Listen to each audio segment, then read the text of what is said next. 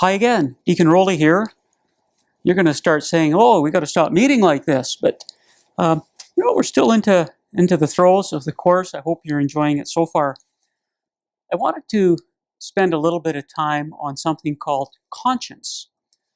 Conscience is we get teased a little bit about that sometimes as Catholics. Some of my non-Catholic friends sometimes tell me, "Oh, you Catholics do guilt so well. You know how to make people feel guilty." Well, it's not like we plan as Catholics to teach guilt in our faith. Certainly not. We don't do that. But we do teach people that they need to know the difference between right and wrong. And we believe that conscience gives us the power to decide, what is right and wrong. So let's start with this. What is conscience anyway? Well, the church tells us that it's really God speaking to us. It's a judgment of reason where we recognize the moral quality of the act that we are about to perform. Now, the church says to us, we always have to follow our conscience. I think Pontius Pilate, the Roman governor, who was sympathetic to Jesus, really didn't want to put him to death, but was pressured by the Jewish authorities to condemn Jesus to death and to have him crucified. He may have done it out of fear, maybe fear that if he didn't do it, there would be a rebellion. But in his conscience, Pontius Pilate knew that Jesus wasn't guilty. He had this sense that these Pharisees and scribes and high priests were jealous of the fact that the crowds were attracted to Jesus and to his teaching. So, Pontius Pilate ordered crucifixion, Jesus dies, and Pilate goes against his own conscience. Did Pilate feel guilty? I'm sure he did. And that is what guilt is. Guilt is when we act beyond the dictates of our conscience. And guilt is not necessarily a bad thing. Without guilt, morally, where would our world be? Because there would be no right, no wrong. There would be nothing guiding us in our actions. But what happens if we do something in good conscience and we later find out that it was wrong? Well, let me give you an example of that. Let's say we break into a grocery store, and we break into that grocery store because I want to steal food for my family, and my family's starving. And my conscience genuinely is convinced that this action is legitimate. Well, let's ask this question. First of all, are we culpable for this? Culpable means, are we guilty here in our mind?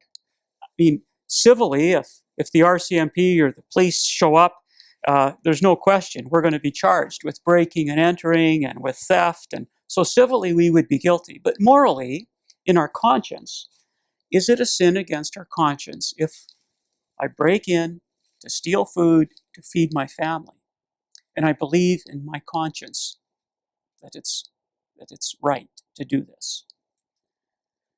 Well, if our conscience truly believed that, then morally we would not be culpable. We would not be guilty in the eyes of God.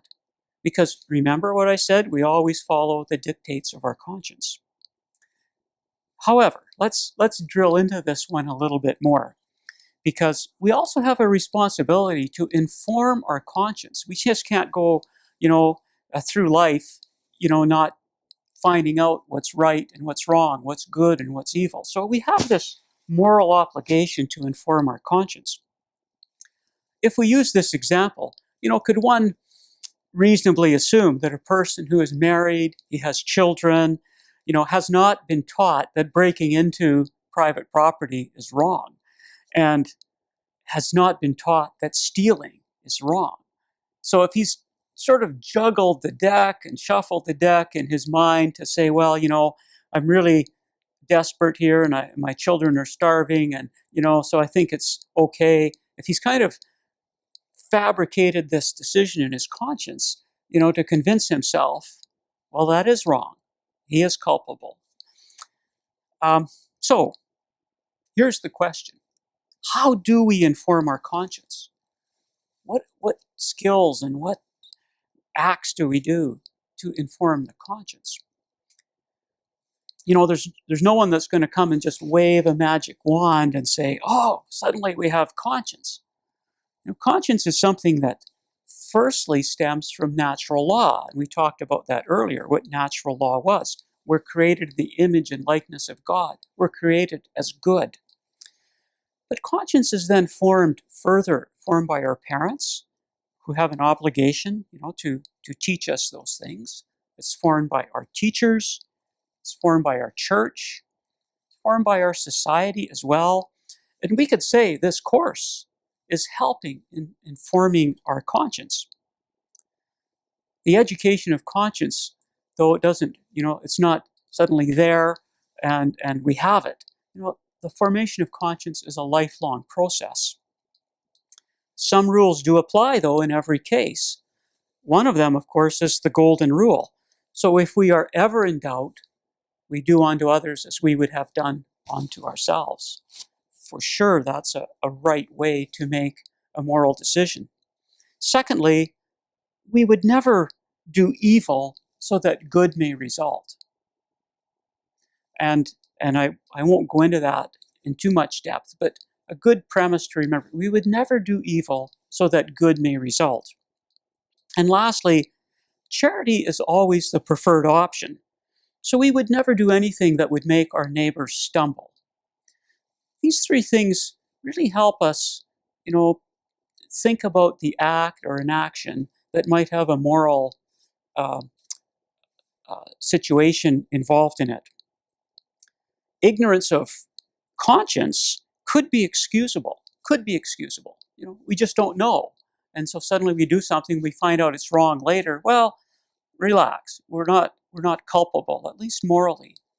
But if ignorance of conscience is born out of our own laziness, not to inform ourselves, not to find out if it's right or wrong, then in fact, we are culpable. We're culpable because we didn't take time to really find the answer to this question. That's why this course is so good. It's causing us to think about our life, our actions, and how we respond to God's call. I'm going to leave you with a couple of, moral questions for you to think about. I'm not going to give you the answer, but ponder this, and you may want to even bounce it off friends and parents, perhaps, and see how they would respond to these questions. World War II, the Americans drop atomic bombs on the Japanese cities of Hiroshima and Nagasaki. Was this action moral? Lots of issues here. We're in a war.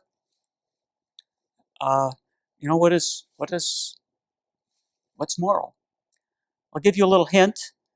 There's some references here, Catechism of the Catholic Church, and you might want to look at sections 2307 to 2317 as a reference to help you decide, what is just war? What about actions of war? How do we deal with those? So there's the first example. Second one. Would it be moral to put a mentally handicapped woman on contraceptives or to have her sterilized if she is at risk of being sexually abused? Not an easy answer.